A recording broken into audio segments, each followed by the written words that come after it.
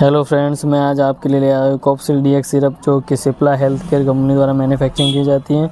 इसके यूज़ की बात करें दोस्तों, तो ये हमारे dry cough, cold and throat infection में यूज़ में ली जाने वाली सिरप है। ये एक शुगर फ्री सिरप आती है, जो शुगर वाले पेशेंट भी इसको यूज़ कर सकते हैं। इसमें सॉल्ट की बात करें तो डेक्सामेथासोन, हाइड्रोब्रोमाइड, क्लोरोफेमिन सॉल्ट अवेलेबल रहता है, जो कि डेक्सामेथासोन 10 mg में रहता है और क्लोरोफेमिन 2 mg में रहता है। ये हमारे खांसी के लिए बहुत ही अच्छी सिरप मानी जाती है। इसकी मार्केट प्राइस की बात करें तो 132 रुपीज़ है, जो कि 100 ml पैकिंग में ये आपको हर मेडिकल स्टोर पे इजीली मिल जाती है। जानकारी अच्छी लगी दोस्तों, वीडियो को लाइक कीजिए और चैनल को सब्सक्राइब कीजिए। थैंक यू दोस्तों।